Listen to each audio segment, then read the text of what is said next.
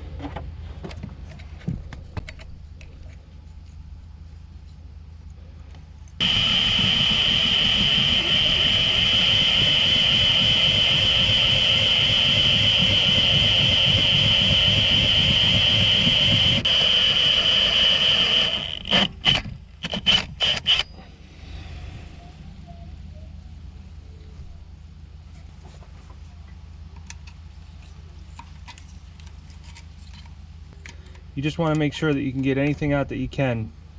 Look at all that stuff I just took out from in there.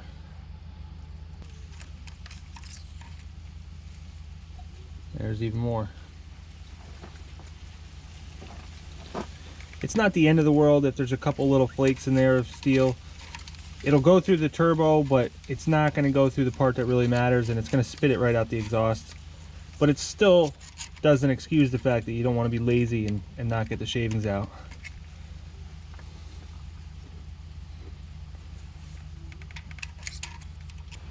So this is an 1/8 inch NPT, 27 threads per inch. I don't have my tap handle, so I found that a 3/8 wrench will actually work for it.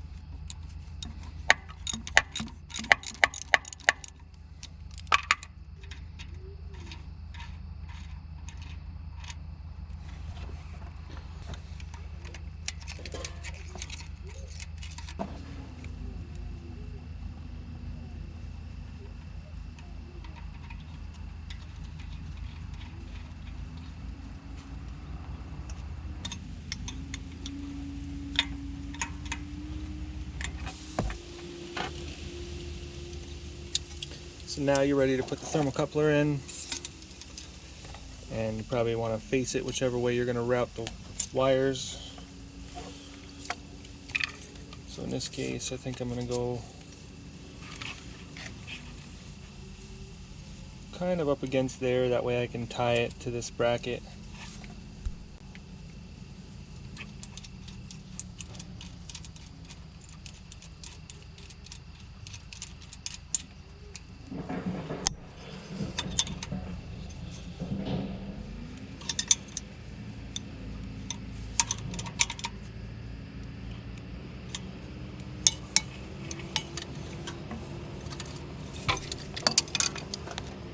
Now that's done, you can put this back together. You route this through the firewall, and then you meet up with another harness, and at that harness you also give it some power and a couple other different things. So let's do that.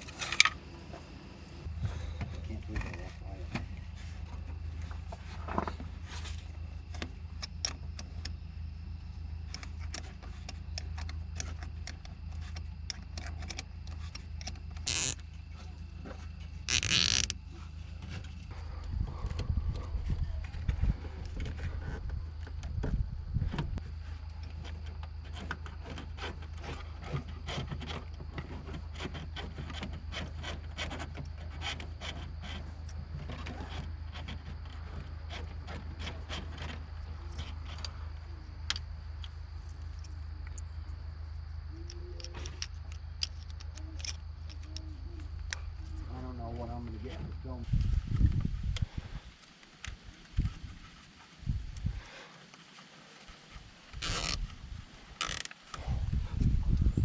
For some reason this didn't come with this piece right here, which is to mount it. I guess you were supposed to buy that separately, but I just happen to have another 2-inch gauge that I used this piece out of.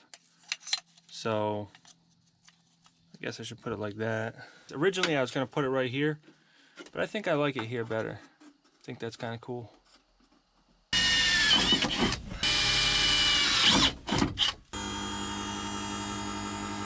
Well, that's what it looks like. It's pretty cool. It's pretty modern looking for this truck. Another problem that I've been having with this truck since I got it is when you put it in low, it doesn't like to stay in low, the rear end. So it's got the 2-speed rear end, and it doesn't like to stay in low, especially when you're going downhill. But sometimes even when you're going uphill, it'll just pop right out. That's really annoying. So I'm gonna get into this box and see what's going on.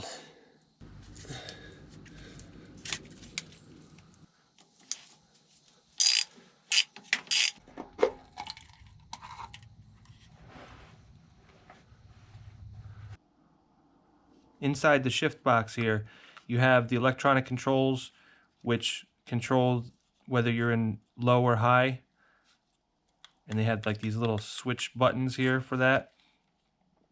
And then in the back side, you have a gear. And this is where the motor goes, the electric motor. It sits right up here like this. It sticks up. And when I was trying to get that off, the bolts would not come out of the housing. So then I ended up welding some nuts onto them. This housing is a cast aluminum. So I ended up welding some nuts onto them, and it still kept breaking them further and further down. So I just kind of gave up on this box. I could not get these out. It's a little bit too small for an easy out, but they're really wedged in there anyways. So I ended up buying a new box for it.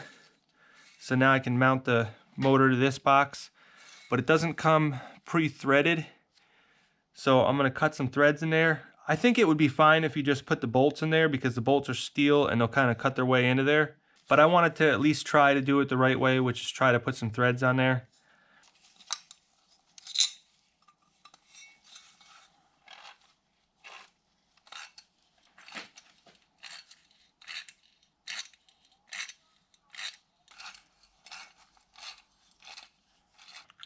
So now I just got to switch over the gear inside and then put this back together.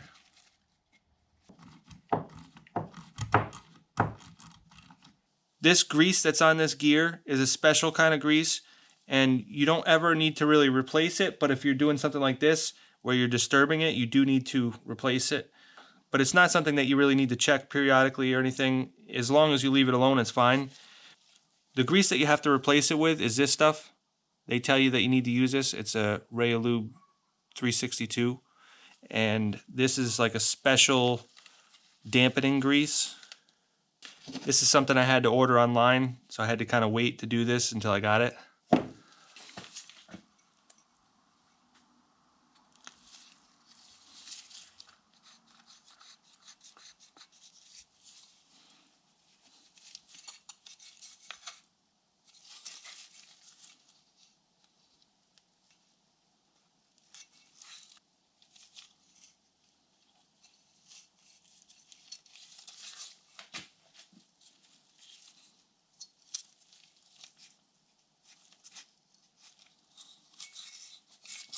So when you push these down, there's like a spring on the back side that keeps them loaded.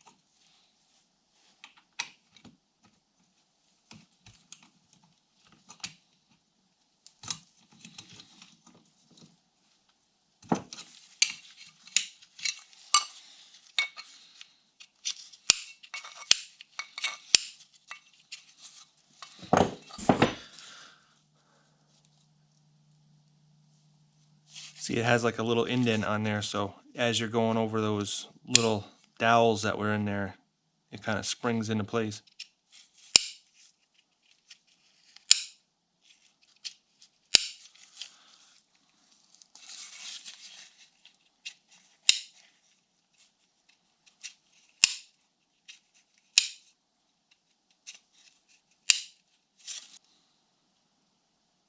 There's this little channel that this dowel needs to ride in, And I think this is symmetrical, so I don't think you have to worry about which way it goes.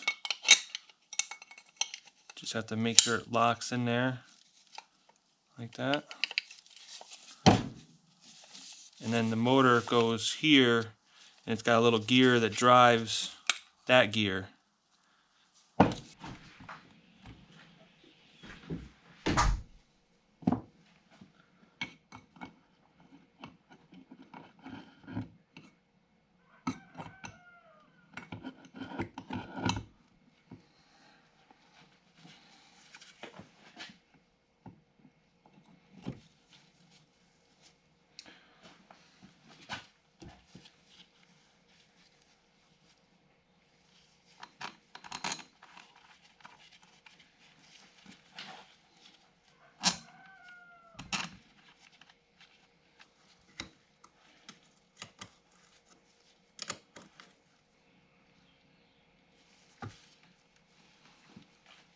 This grease seems like it's thinned out pretty good, and I have a sneaking suspicion that the boot is bad, and therefore the oil is getting into here when it shouldn't have oil, it should have grease.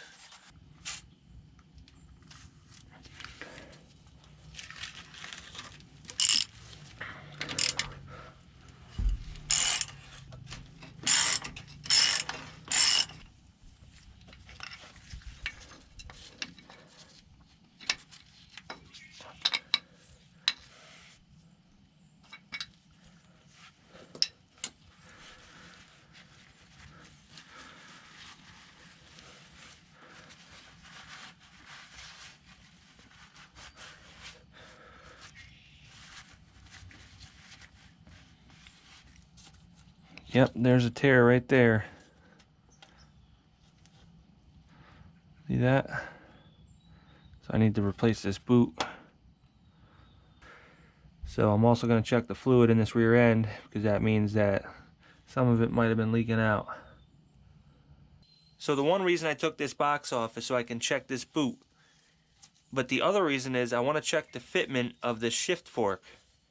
So I got a special card from Spicer, and it's a 2-speed shift fork fit up card. And basically you got to put it over there and make sure that it's in low range, which this would be perpendicular to this surface when it's at low range. And then you want to put this on here and make sure that it doesn't touch.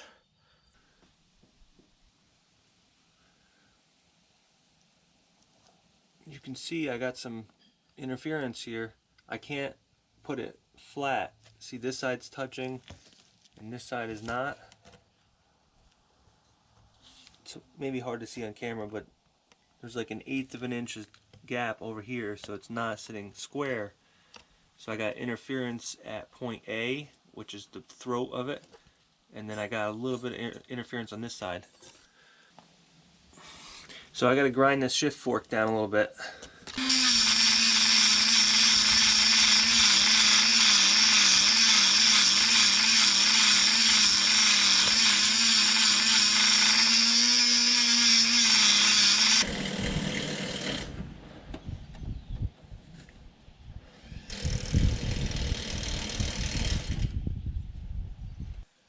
Okay, so now you can see that I can fit this in here from the top to the bottom, and it doesn't bind up.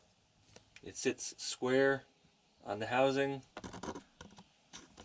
There's no interference anymore. If you had a tandem axle truck, you would flip it like this. There's a label on it. The bottom is for the single and rear tandem.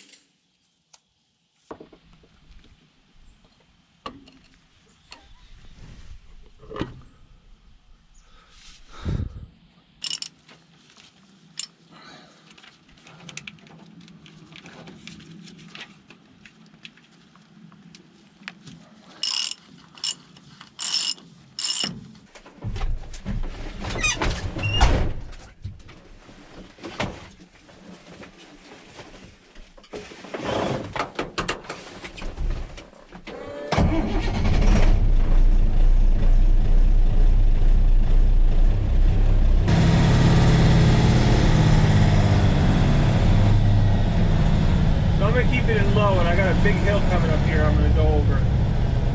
Let's see if this thing skip out of gear for us.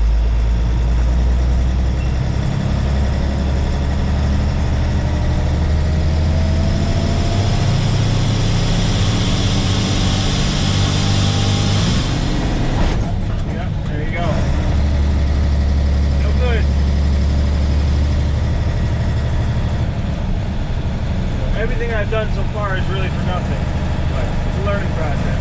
So it is what it is.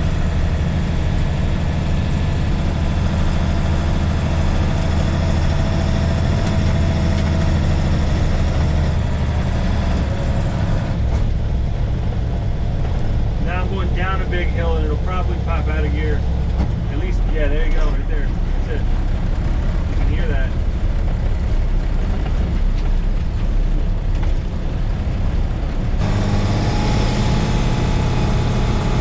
Going up this hill, let's see if it pops out. Yeah, there you go.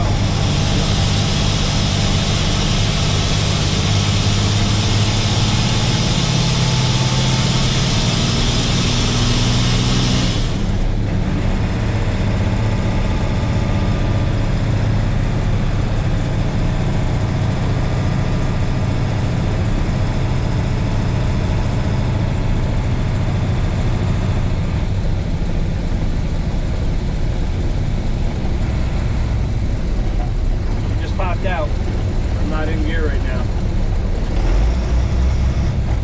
I just put it back in. Just rev it up a little bit and it goes back in. I'm kind of running out of ideas of what this could be, so I don't know. So I'm going to try one more thing on the rear end. I got this other truck here that's got the same switch mechanism on it for the 2-speed rear, the control box for it. This is a GMC 6500. But it's got the same box on it.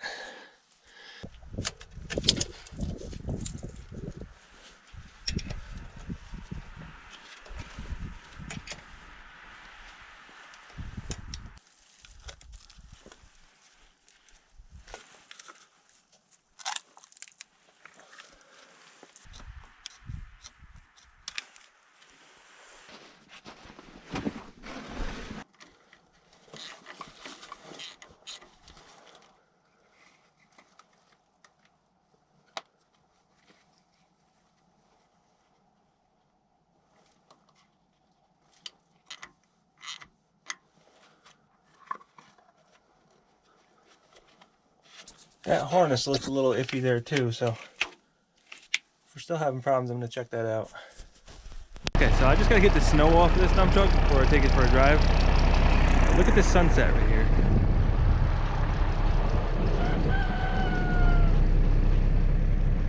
And the occasional noise that you hear from a creature over there. Look at that sunset though. That is so cool.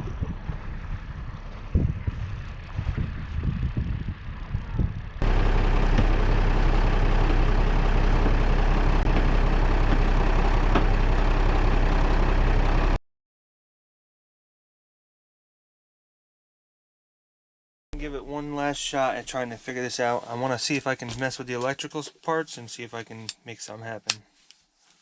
We know the problem can't be in the mechanical components of the shifter, so let's see about the electronic components.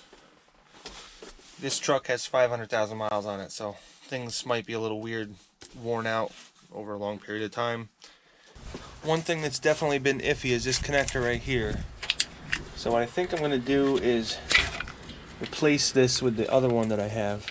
So I'll just cut it off up here and splice it together. And you can see they have like silicone on it. So that tells me that there was some sort of problem with it at one point. So let's just replace it. I would just get a brand new one, but I don't know if it's really the problem. So if I have one, I'll just use that. We've been having a lot of freeze-thaw cycles, so this is all like just a disaster right now. There's frost on the ground, and then snow started to melt on top of that, so it has no place to go. So I'm going to be laying in, hopefully not too much water.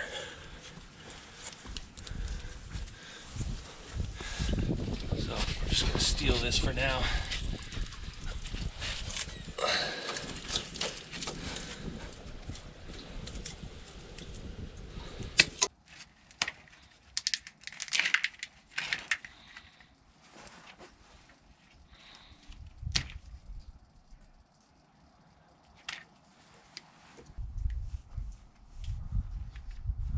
So my heat gun is on a job right now, so I'm just gonna make do with what I have.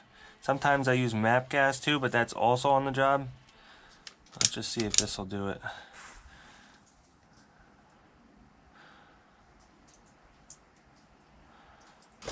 Alright, so let's try that out.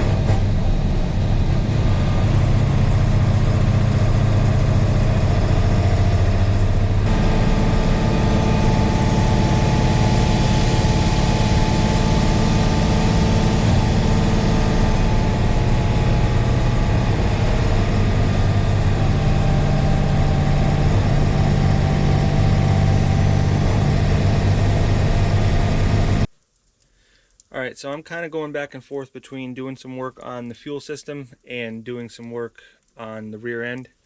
So to kind of give things a break on the rear end, let's just go back into this fuel system. What I'm going to do now is I already adjusted the rack limiter on the back, which gives it a lot more power. But I'm going to show you how I did that, and I'm going to adjust it a little bit more while I'm at it. So this is a Bosch Type A style injection pump. So for some reason there's not a lot of information about this pump online, but it was similar to some other pumps, so I was able to figure out what was going on. So on the back of this pump, right here is the aneroid setup, and that's where you can also adjust the rack limiter, and you can give it pretty much more pedal, because it feels like at about a quarter of the way down the pedal doesn't do anything from there to the end. So the first thing to note on this is there is some security screws on here, and I've already removed that feature, so I was able to take these off with just a flathead screwdriver. So let's go ahead and do that now, and then I'll show you the tool that I made to put in there.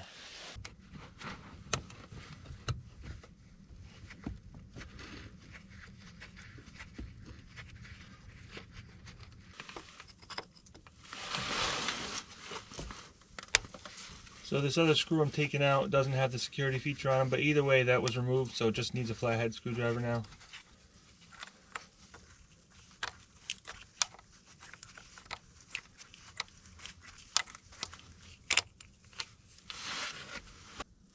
So once that housing cover is removed, then you can just pretty much take this thing, just kind of flop it out of there, let it hit the ground. That's always good for it. So now you can see what's going on inside of there. So to give you more rack travel, that nut has to back out as far as it can. So the further you back that nut out, the more power you get. So you can see I have it adjusted out pretty good right now. And I have a lot of power, but I'm just going to see if I can get a little bit more. And so I've already made a tool to adjust this. Basically all it is, I believe that was a 10 millimeter. It's been a while since I did this, but that was, I believe, a 10 millimeter. I welded it onto a smaller socket so that this part could go through the hole in there, and it could sit just like that. So the idea is you want to hold the outer nut with this, which is a 14 millimeter, but you want to turn the inside nut, which is a 10 millimeter.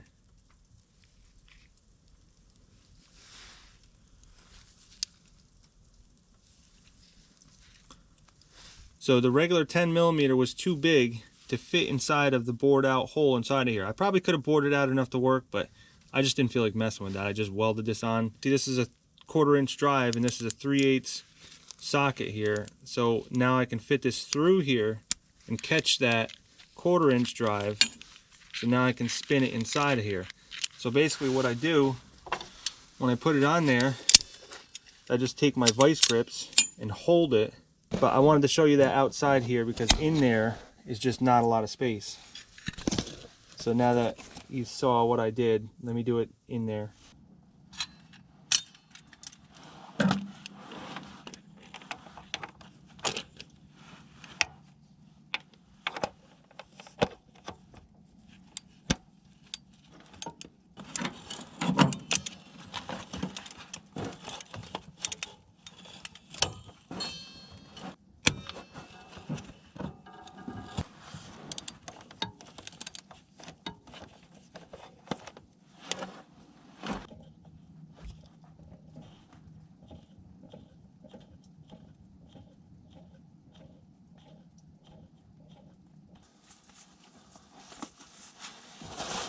So to loosen it, you want this outer nut to turn to the right, so it's opposite of what you think.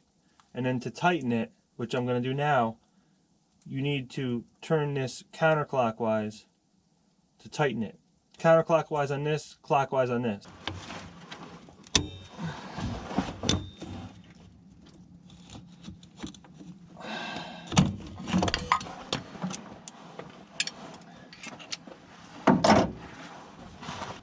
So that's it, really. Your rack limiter is now adjusted.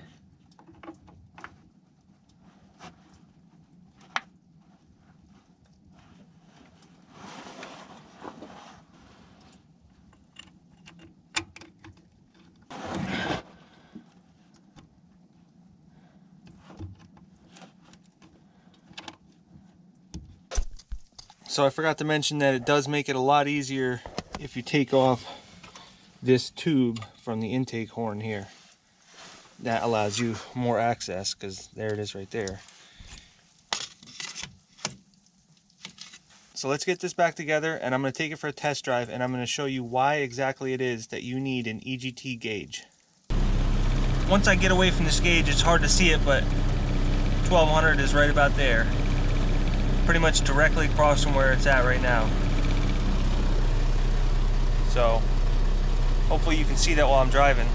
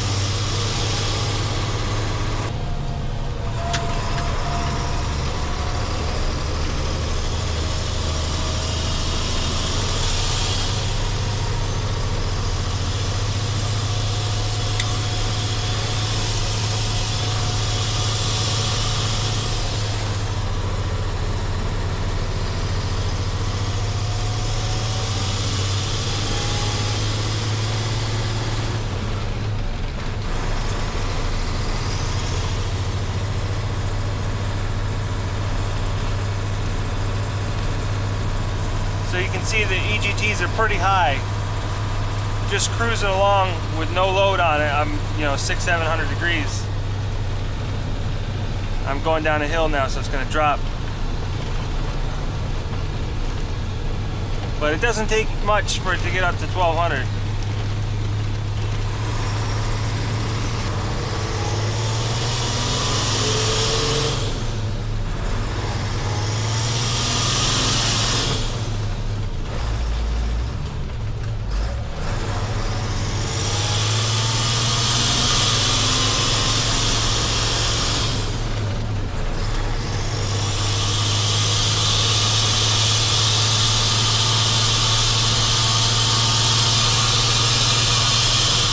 There's 1200 degrees right there. So that's why it's really important that you watch those EGTs and you can do things to the motor to make it so that it doesn't get so hot so quick. Like you can put a bigger exhaust on, you can put a bigger muffler on, you can take the muffler off, you can put a bigger turbo on. You can do a bigger intake. They all help to keep the temperature down. So you just popped out of gear again. Turning up the fuel on this truck made a huge difference, and it was really not that much effort to do it. It took probably more time to put in this gauge than it did to actually turn up the fuel. This video has been going for quite a while, and I've towed quite a few things since I turned up the fuel, and it absolutely made, you know, like 300% difference. But there's several other things that you can do to turn up the fuel besides what I did. You can turn up the governor, you can put bigger springs on the governor, and then you can also do a bunch of other things like turning up the timing. You can advance the timing. You can put bigger injectors on, bigger turbo. The list is endless.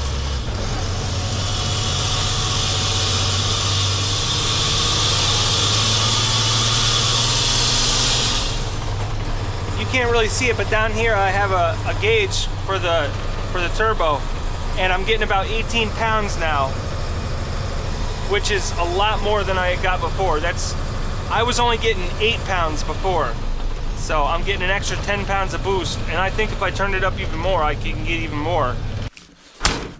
All right, well, you know, I don't really give up on things too often. I know I could fix the problem in the rear end. It's definitely got a lot more power now, and I could do some more upgrades with that. But you know, I was just kind of thinking, this truck isn't really what I need in the long term. I think I'm better off suited with something a little bit heavier duty. This has a 26,000 pound GVW. Ultimately, these single axle trucks should be able to get 9 or 10 tons out of it. It really, if you're not getting that, I don't think it's worth it. So let me tell you guys what I did here.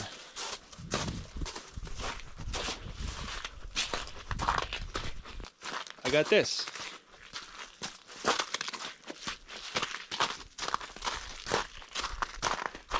This is a 96 Freightliner FL70. It's got an 8.3 Cummins. It's got a 5-speed manual with a 2-speed rear, which is extremely rare for this truck for some reason. It's got air brakes, 33,000 pound GVW. So let's check it out really quick. Really haven't done anything since I got it. Got it a few weeks ago, but let's do a cold start on it.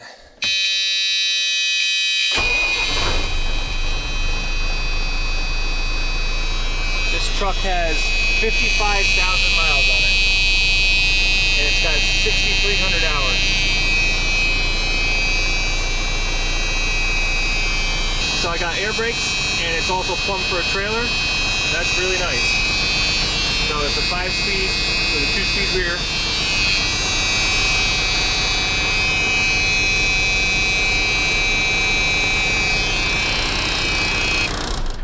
So I bought this for $4 grand, and it needs some work, but I'm not going to get into that right now. It's not a ton of work, but I will show you on my next video.